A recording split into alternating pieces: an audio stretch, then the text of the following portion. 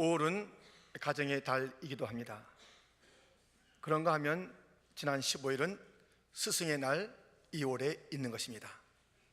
한국에서 박근혜 대통령께서는 스승의 날을 맞이하여서 현직 대통령으로서는 처음으로 스승의 날 기념식에 참석하였을 뿐만 아니라 자기의 그 은사 2분을 그날 배웠다는 것입니다. 얼마나 뵙고 싶었고 또 수많은 스승들 중에서 그 2분을 만난 기쁨이 얼마나 컸겠습니까? 여러분들은 지금 단 한 분 여러분의 생에 수많은 선생님들 또는 영향을 끼치신 분 가운데 만나고 싶은 분이 누구십니까? 꼭 찾고 싶은 그분이 있다면 누구십니까? 왜 그분이십니까? 누군가를 찾고 싶어요. 그리고 그 찾고 만나게 되는 것은 어떤 풍성함을 주기도 하지만 뭔가 또 복잡함을 주기도 하는 그러한 만남이 될 수도 있습니다. 사람을 찾는 것 참 귀한 일이며 또 쉽지 않은 일입니다. 오늘 본문에는 우리 예수님께서 그 생애의 마지막 주간이십니다. 종료주일이라 이름하는 그 주간, 그 주일에 고난을 당하시고 금요일에는 십자가에서 우리 모든 죄를 다 담당하시고 죽으시는 그러한 주간의 일, 이 마지막 때에 예수님께서도 사람을 찾으시는 것을 보게 됩니다. 마지막 시간에 찾으시는 예수님의 그 사람은 누구일까요? 우리가 몇 가지로 생각해 보겠습니다. 첫째, 함께할 사람을 찾으십니다. 예수님은 예루살렘에 함께 들어갈 나귀 새끼를 찾으셨습니다. 본문 2절 3절이 이렇게 우리에게 일러주고 있습니다.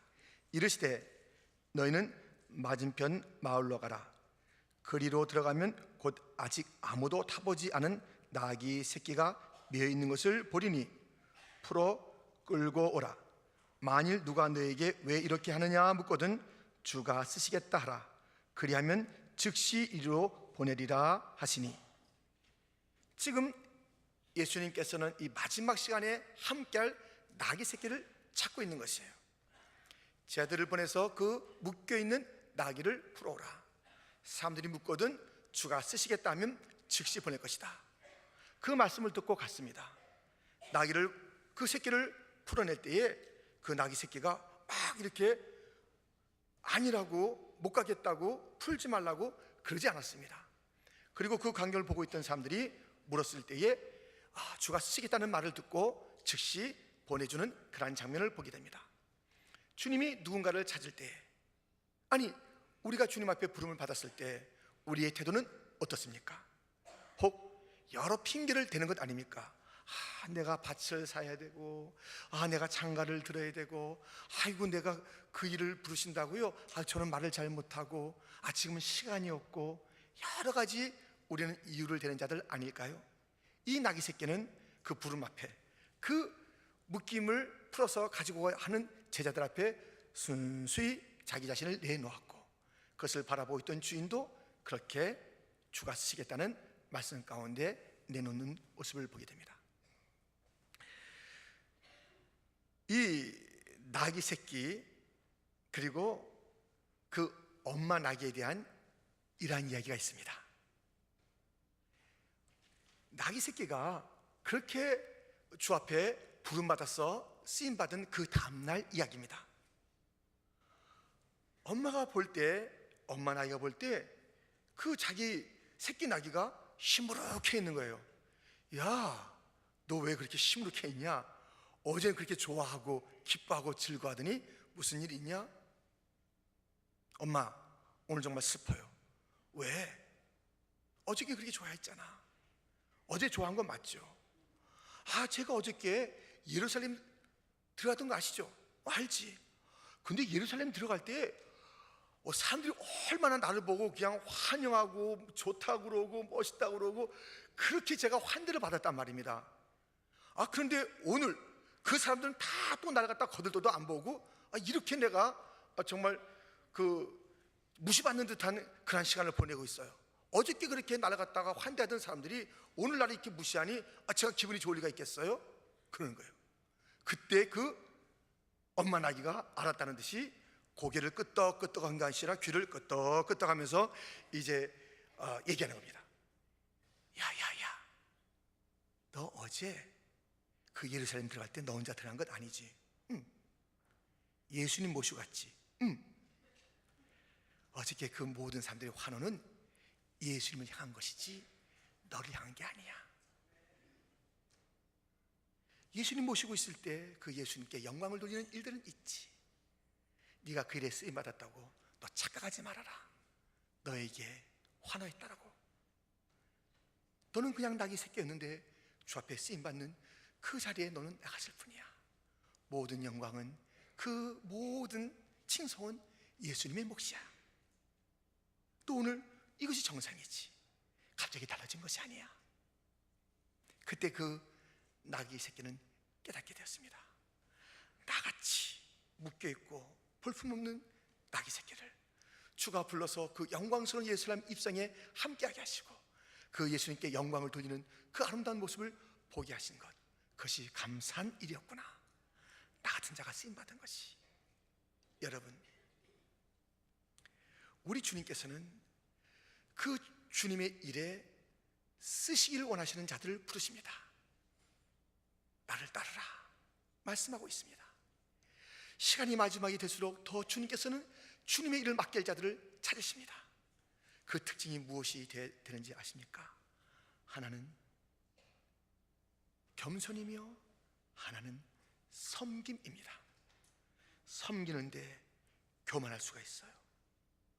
섬기는데, 주님의 일로 부름받아서 섬기고 있는데 그때 무엇인가 환호와 칭송이 있으면 내가 잘해서 되는 줄 알고 그렇게 으쓱이다가 무엇인가 자기 자신에 대해서 섭섭한 이야기를 듣든가 왜 그렇게 했는가 비난 비슷한 이야기를 들으면 한없이 분노하는 것이에요. 내가 누군데? 그것이 무엇이에요? 섬기고 있으나 교만하다는 것이. 교만한 것이. 섬기면은 겸손히 함께 있어야지. 섬기는데 주님이 받을 영광을 가로채고 무엇인가 비난이 있다 그러면 또 그 때문에 절망하거나 또 다른 비난을 그에게 쏟아붓는 그러한 자들은 주님께서 이 마지막 시대에 주의를 불러 쓰시고 싶은 사람이 아닙니다. 불러내었건만, 직분을 주었건만 교만하기 짝이 없는 자. 어떤 자들은 참 말이 겸손해요. 예, 제가 뭘요? 그런데 섬김이 없어요. 우리 주님은 겸손에 머물러 있고 그냥 섬김에 머물러 있는 자가 주님께서 원하시는 그러한 부르심의 사람이 아니라 언제나 끝까지 섬기고 겸손한 그 자를 찾으시고 만나고 싶어 하십니다. 그러므로 여러분들, 그 어떤 칭찬 그런 것들에 너무 익숙해져가지고 이거 나 때문인가 생각도 하지 마세요. 칭찬받을 일이 우리 생에 단 하나라도 있다면 그것은 우리 주님 때문에 그렇게 된 줄 믿습니다. 주님이 우리 같은 자들을 불렀잖아요. 죄와 허물로 죽은 우리들, 공중권세 잡은 그 마귀를 쫓아다녔던 우리들, 죄를 먹고 마셨던 우리들을 불러서 이 거룩한 직분과 귀한 자리에 또 예복을 입고 주를 섬기는 자로 불렀다면 우리의 오는 그 어떤 칭송도 우리의 것이 아니라 주여 영광 받아 주옵소서, 면류관 벗어서 주 앞에 드리세. 주님 앞에 찬송과 영광을 올려드리는 것입니다. 그리고 혹 우리를 누가 비난한다 할지라도 낙심하지 마세요. 다윗은 그 압살롬에게 쫓겨다니는 그 시간 가운데 시므이라는 자를 만나게 됩니다. 시므이가 뭐라는 거예요? 야, 이 사악한 자야, 아들에게 쫓기느냐? 네가 자초한 것이다. 빈정거림이 사무엘하 16장에 나오고 있습니다. 이 왕이 그래도 쫓겨다니기 때문에 그의 용사들과 군대들은 함께 있었습니다. 아니 왕이요, 저 시므이를 갖다 그냥 단칼에 못 배우겠습니다. 놔둬라. 하나님이 그에게 내게 하고 싶은 말을 그를 통해서 하시는 것이다. 여러분, 우리가 칭송받을 때는 내가 아니라, 바울은 늘 그랬어요. 최선을 다했지만 내가 아니라 그리스도가 하셨습니다. 하나님의 은혜입니다. 그랬어요. 여러분, 어떠한 칭찬에 익숙해지지 마시고 영광을 그때마다 주 앞에 돌리시는 자가 되기를 축원합니다. 무슨 비난과 또 어려운 일이 있다 할지라도 여러분, 그렇지, 그래, 맞아, 내가 들어야 될 소리야, 내가 더 낮춰져야 돼, 내가 좀 부족하잖아. 우리 입에서 좀 우리 형제 자매들을 비난하는 이야기는 안 나갔으면 좋겠어요. 격려하고 위로하는 소리가 있으면 좋겠어요. 그런데 우리 자신은 그런 일을 안 했으면 좋겠지만 누군가로부터 듣는다면 그때 너무 놀라지 마시고 맞아, 때때로 우린 좀 그런 얘기를 들어도 돼요. 그래서 우리를 돌아보게 만들고 그래야지요. 칭찬에는 익숙해 있고 어떤 비난이나 어떤 판단에는 못 견디하는 그런 자, 주님께서 같이 가고 싶은 것이 아닙니다. 주님께서 끝까지 함께하고 싶은 자는 겸손하게 섬기는 자. 사울왕도 겸손으로 출발했으나 자기 의가 가득해지고 교만해지다가 주 앞에 버림받았습니다. 여러분, 끝까지 주님을 섬깁시다. 그리고 끝까지 내가 한 게 아니라고 주 앞에 영광을 돌려드리고, 혹 어려운 일이 있다면 맞다고, 주님 제가 그런 자 맞지요? 고칠게요. 그것을 받아들일 수 있는 그런 믿음의 사람이 되기를 주님의 이름으로 축원드립니다. 주님께서 찾으시는 이 마지막 시대의 두 번째 사람은 기도하는 사람입니다. 여러분, 우리 예수님께서는 오늘 본문에 그 예루살렘으로 입성하신 다음에 어디로 먼저 가셨냐면 성전으로 가셨어요. 그리고 무엇을 하셨을까요? 오늘 본문에 답이 있죠. 11절 말씀입니다. 우리 마가복음 11장 11절 같이 읽겠습니다. 예수께서 예루살렘에 이르러 성전에 들어가사 모든 것을 둘러보시고 때가 이미 저물매 12 제자를 데리시고 베다니에 나가시니라. 아멘. 성전에 들어가서 모든 것을 둘러보셨습니다. 그리고 때가 저물게 됐어요. 다른 것 한 게 아니에요. 성전에 들어가셔서 모든 것을 둘러보셨어요. 그 저녁이 될 때 다시 예루살렘 그 밖에 있는 베다니로 물러가셨습니다. 그날 밤을 거기서 보내시는 것이에요. 그런데 도대체 성전에 들어가셔 그 여러 시간 동안 무엇을 둘러보셨을까 궁금하지요. 그 답이 오늘 본문 다음에 이어지는 우리 주님께서 그 다음날 오셔서 성전에서 그 말씀하시는 말씀 가운데 그 해답을 찾을 수가 있습니다. 예수님께서 성전에서 도대체 무엇을 그렇게 둘러보시면서 찾으셨는지 마가복음 11장 17절 말씀에는 이렇게 되어 있습니다. 이에 가르쳐 이르시되 기록된 바 내 집은 만민이 기도하는 집이라 칭함을 받으리라고 하지 아니하였느냐. 너희는 강도의 소굴을 만들었도다 하시매. 만민의 기도하는 집이라고 성전을 그렇게 주님께서 일러주고 계십니다. 그러니 그 기도하는 집 성전에 들어가서 누구를 먼저 찾기를 원했을까요? 기도하는 자가 누군가? 이 성전은 가장 중요한 것이 하나님께 기도하는 것인데 누가 이 성전에서 성전 생활의 가장 중요한 본분인 기도를 하고 있는가를 찾으신 것이 아무도 없어. 강도 같은 삶을 살고 있는 것이. 성전에 와서 우리 주님께서는 기도하는 자를 찾으십니다. 이 시간이 점점 마지막이 될수록 우리 주님 자신도 기도의 본을 보이셨습니다. 체포되기 직전 주님께서는 겟세마네 동산에서 기도하셨습니다. 땀방울이 핏방울이 돼도 기도하신 예수님이십니다. 십자가 위에서 무엇을 하셨을까요? 십자가 위에서도 기도하셨습니다. 아버지여 저들의 죄를 용서하여 주옵소서. 자기들이 하는 것을 알지 못합니다. 아버지여 내 영혼을 아버지 손에 부탁하나이다. 마지막 그 십자가에서 죽으시면서 우리 주님께서 하신 것은 기도였습니다. 우리 주님께서 원하시고 계시잖아요. 무엇을 원하십니까? 시험에 들지 않게 깨어서 기도하라고 말씀하고 있습니다. 베드로전서 4장 7절은 이렇게 우리에게 일러주고 있습니다. 만물의 마지막이 가까이 왔으니 그러므로 너희는 정신을 차리고 근신하여 기도하라. 마지막 때에 주님께서는 그 성전에서 보고 싶은 자, 온 땅을 두루 감찰하면서 찾고 싶은 자는 누구냐? 기도하는 자입니다.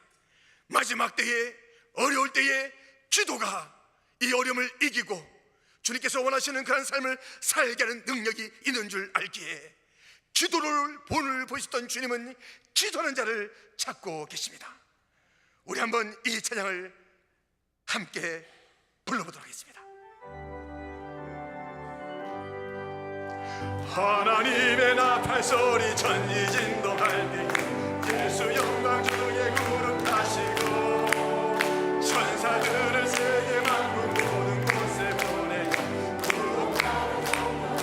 아멘. 나팔 불 때 나의 이름, 나팔 불 때 나의 이름, 나팔 불 때 나의 이름, 부를 때 잔치 참여 주님 다시 오실 날을 무리할 수 없으니 항상 기도하고 깨어 있어서 기쁨으로 보좌 앞에 우리 나가서도 그때까지 참고 기다리 아멘. 나팔 불 때 나의 이름, 나팔 불 때 나의 이름, 나팔 불 때 나의 이름, 부를 때에 잔치 참여하겠네. 주님 오실 날이 점점 가까운 이때에 우리에게 필요한 것은 정신 차리고 깨어서 근신하며 기도하는 것인 줄 믿습니다. 기도는 큰 무기입니다. 에베소서 6장에 보면 종말로 끝으로 하면서 이 종말 시대에 하나님의 전신갑주가 무엇인지 일러주고 있습니다.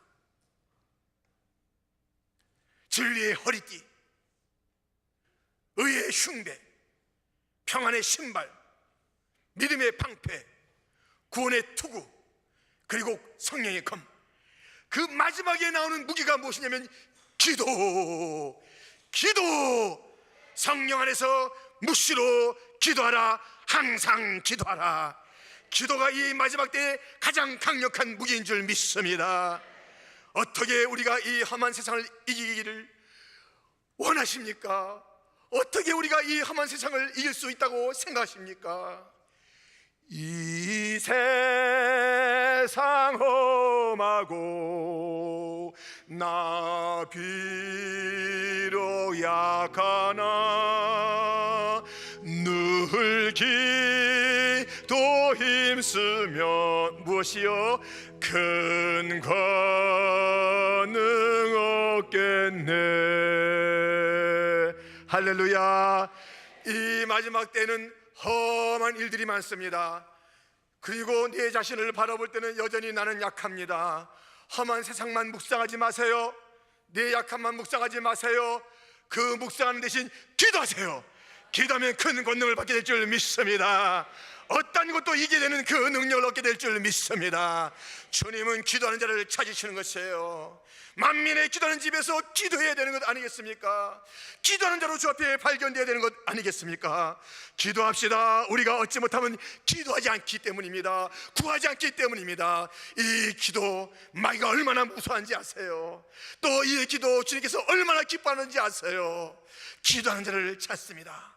온 땅을 두루 감찰하사 전심으로 자기를 향하는 자, 전심으로 기도하는 자를 찾아서 능력을 주시는 이가 바로 우리 주님이신 줄 믿습니다. 기도하는 자를 찾습니다. 우리 주님께서 이 마지막 때에 또 찾는 사람은 누굴까요? 세 번째, 열매 맺는 사람입니다. 우리 예수님께서는 베다니에 이제 나갔다 오시는 가운데 시작하셨다라는 그런 그 모습을 성경은 우리에게 기록해 주고 있습니다. 그리고 계속되는 말씀이 오늘 본문 12절로부터 있지 않습니까? 이튿날 그들이 베다니에서 나왔을 때 예수께서 시장하신지라 멀리서 잎사귀 있는 한 무화과 나무를 보시고 혹 그 나무에 무엇이 있을까요? 가셨더니 가서 보신즉 잎사귀 외에 아무것도 없더라. 이는 무화과의 때가 아님이라. 예수께서 나무에게 말씀하여 이르시되 이제부터 영원토록 사람이 내게서 열매를 따먹지 못하리라 하시니 제자들이 이를 듣더라. 지금 예수님께서는 시장하셔서 잎사귀가 무성한 그런 무화과 나무에 다갔습니다.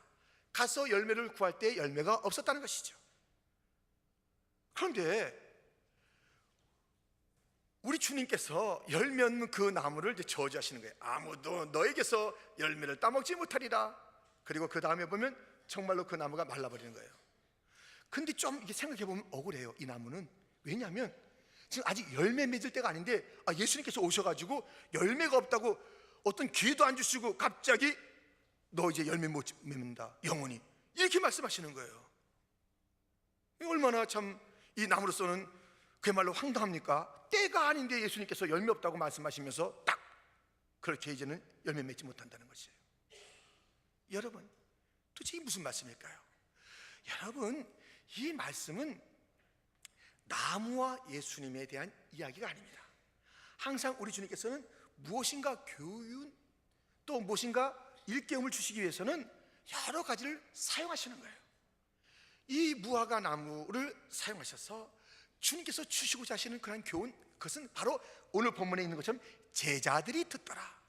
제자들에게 하고 싶은 교훈이요, 그 모든 바리새인들에게 하고 싶은 교훈이요, 이스라엘 백성에게 하고 싶은 교훈이요, 우리에게도 하고 싶은 교훈이시기에 이렇게 기록하여 우리에게 주시는 말씀이에요. 이거 나무 안 됐다, 열매 맺지 못하는 시간에 열매 안 맺었다고 우리 혼났구나, 이게 아니라니까요. 우리에게 된 말씀이에요. 입만 무성한, 겉으로 볼 때 멀쩡해요, 뭐 화려해요, 뭐 다 하는 것 같아요. 말도 번지르르하고 직분도 참 그 직분 가지고 있고 뭐 여러 가지 뭐 다 놀라요. 근데 와서 보니 핵심이 없어요. 진짜가 없어요. 열매가 없어요. 그런데 나에게 열매 맺을 시간을 주세요, 그렇게 핑계하지 말라는 것이에요. 너희가 몰랐느냐?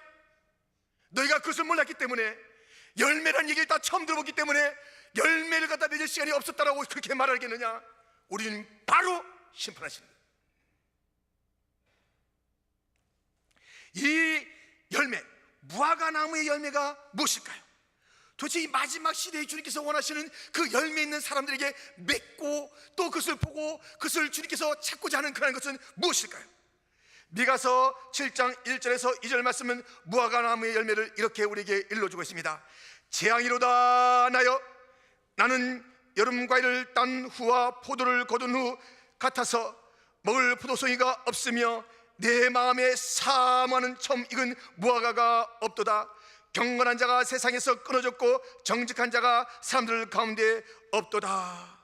이 미가는 자기 자신을 이스라엘 백성, 심판받는 이스라엘 백성과 동일시하면서 그렇게 탄식하는 것이에요.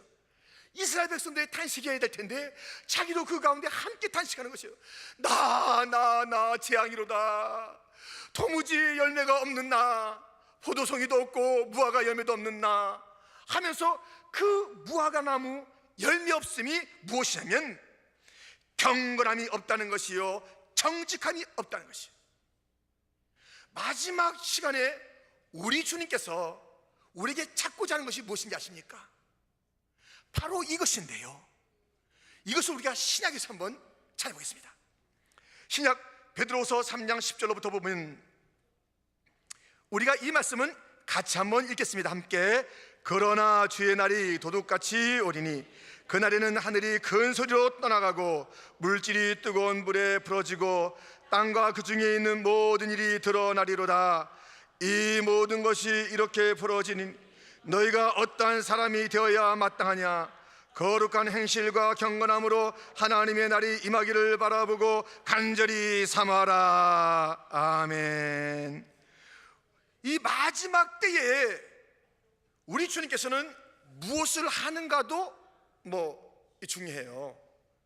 근데 더 주님께서 찾고 싶은 것은 너 자신이 어떤 사람이냐, 이거예요. 우리의 그 행하는 거 보시지요. 섬기라, 그거예요. 섬길 일이 많지요. 땅끝까지 이루어 복음을 증거해야 될 일이 많잖아요. 교육하고 봉사하고 자손에게 전하여 주겠다는 그런 것들이 우리 가운데 있어야 되고, 찬양하고 일이 있어요. 참 그 일들을 주님께서 보시죠. 근데 겸손하게 하시기를 원하시지요. 근데 주님께서는 그 일만 보는 게 아니라 너 도대체 어떤 사람이냐 이거예요. 마지막 시대에 주님께서 묻고 싶은 것은 너 어떤 사람이냐 이거예요. 마지막 시대에, 마지막 때에 우리가 가져야 될 인격이 무엇인가? 우리가 가져야 될 가장 귀한 사람됨이 무엇인가? 경건히, 거룩히, 정직히, 공의. 주님께서는 이것을 찾으시는 거예요.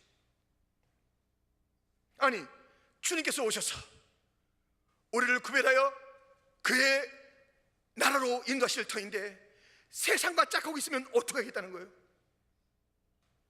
세상과 타협하고 있으면 어떻게 하겠다는 것이에요? 세상의 더러움과 거짓에 그냥 발 담그고 있으면서 정신 못 차리고 있으면 어떻게 하겠다는 것이에요? 경건하라, 거룩하라. 마지막 때에 주님께서 찾고자 하시는 그 주님의 사람의 모습은 이것이에요. 그런데 주님, 제가 지금 경건이라는 얘기를 갖다 들어본 적이 없거든요. 제가 뭐 거룩이라는 말을 갖다 들어본 적이 없습니다. 의로우신 주님에 대해서 들어보지 못했고 사랑의 주님은 들어봤는데 하면서 아직 때가 아니라고 이 무화과 나무가 말할 수 있지 않겠습니까? 아직 때가 아니라고, 열매 맺을 때가 아니라고. 그러나 그 말도 못하고 딱 저주를 받는 거예요. 심판받는 거예요. 여러분들 그런 얘기 할 수 없어요. 거룩이라는 얘기 처음 들어봤습니까? 경건이라는 얘기 처음 들어봤습니까? 주님 앞에 우리가 바르게 살아야 되는 얘기 처음 들어봤습니까? 주님께서 이제 그 심판의 주요 또 구원의 주로 오셔서 심판을 펼치시고 구원을 펼치실 때에 우리가 의롭지 않은 그 문제를 다루실 때에 이거는 아직 시간이 아닌데요 할 자가 누굽니까? 다 들었잖아요. 죄를 먹고 마시는 건 이제 그만하면 됐잖아요.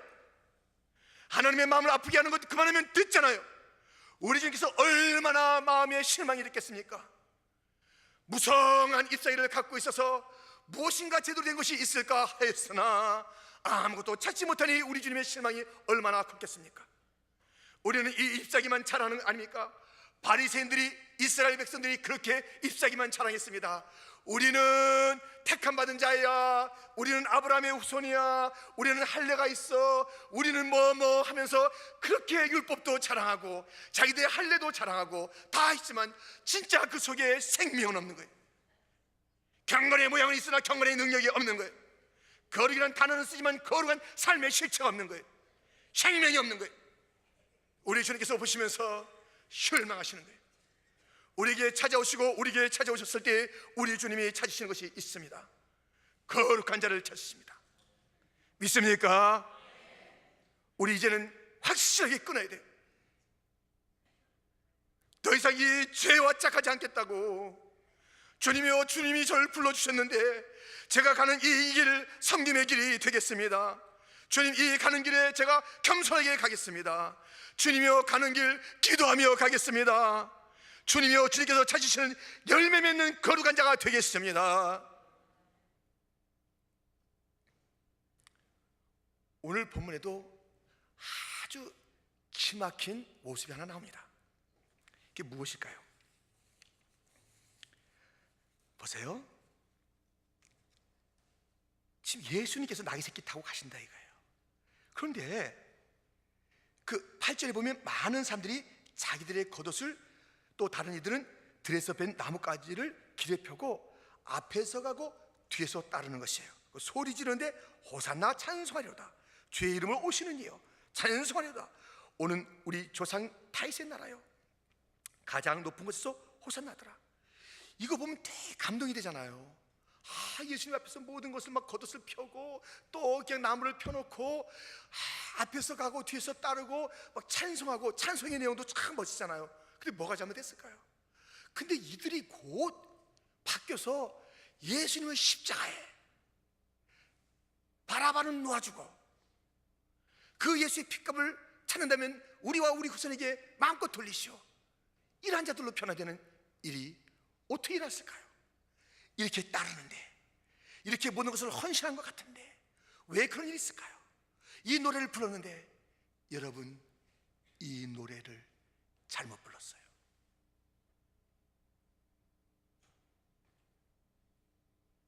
호산나, 그 뜻이 무엇이냐면 주여 우리를 구원하소서예요. 그게 맞다고요. 얼마나 그 노래의 내용과 그게 맞냐고요.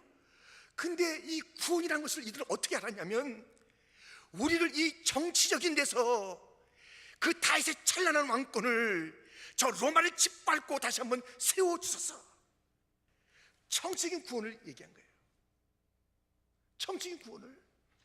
구원이라는 이름, 우리를 구원해달라고 했는데 진짜 구원받게 될 것이 그냥 우리의 그 정부가 구원받고 나라가 구원받고 경제가 구원받고, 진짜 구원은 자기가 받아야 되는데 자기의 그 영혼이 주님을 향해서 배웠겠는데 주여 내 영혼을 구원해달라고 해야 되는데 이 정치적인 그런 부담에서, 이 무거움에서, 경제의 아픔에서 구원해달라고.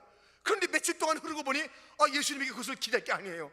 뭐 정치에 대한 그 구원, 그게 아니라 끌려다니는데요. 경제에 대한 구원, 이게 기대할 게 없는 거예요. 그러니 우리가 속았네 하는 심정으로 죽여라 예수, 죽여라 예수 한 거예요. 찬송도 바르게 불러야 돼요. 호산나 부른다고 그 속에 진짜 그 부르는 동기를 찾아봐야 돼요. 따르는 그 동기를 찾아봐야 돼요. 아무리 앞에서 뒤에서 와하고 따른다 할지라도 진짜 주님의 무리가 아닐 수가 있다고요.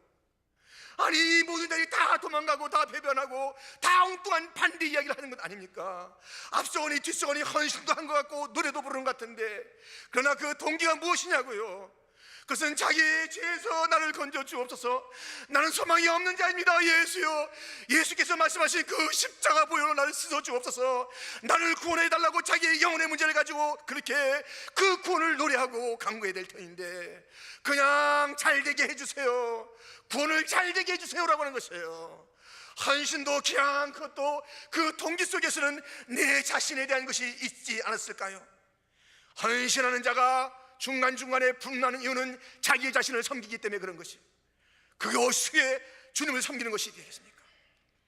교회에서 다 우리는 부름받은 자들인데, 다 나귀 새끼 같은 자들인데, 묶여 있었던 자들인데 그거 끌고 와서 다 품고 다 우리가 다 그것을 끊고 와서 주님을 섬기는 자가 되었는데 얼마나 기쁘고 감사합니까? 할렐루야, 찬양하며 갈 그 길입니다. 감사한 것입니다. 무슨 일이 있을 때마다 주님 영광 받으시옵소서. Praise the Lord. 주님 영광 받아 주시옵소서. 주님이십니다, 주님이십니다. 이것도 주님이십니다. 하나님의 은혜입니다, 하나님의 은혜입니다. 나 된 것은 하나님의 은혜입니다 하고 주님을 찬양하는 것, 그리고 그 어떤 일이 있다지로 그것은 제 잘못입니다, 그런 것이 우리의 태도가 아닐까요? 그러기에 찬송하다가 주님을 배반하는 그런 자가 되는 것입니다. 찬송하다가 주님을 배반하지 마십시오. 연주하다가 주님을 배반하지 마십시오. 예배하다가 주님을 배반하지 마십시오. 설교하다가 주님을 배반하지 않도록, 봉사하다가 주님을 배반하지 않도록 끝까지 우리의 섬김의 동기는 예수, 그 한 분의 영광이며 나를 불러주신 그 주님에 대한 내 모든 것을 쏟아 부음이 돼야 합니다. 주님은 사람을 찾으십니다. 주님, 제가 여기 있습니다. 주님이 찾으신 자 되고 싶습니다. 겸손하게 섬기겠습니다. 기도하겠습니다. 의로운 열매를 맺히겠습니다. 주여, 주여, 끝까지 주님 한 분 만족하며 주 앞에 영광 돌리며 주의 길 따르겠습니다. 주님, 제가 여기 있습니다. 이 고백이 우리 퀸즈 장로교의 고백이요 모든 심령의 고백이 되기를 주님의 이름으로 축원드립니다.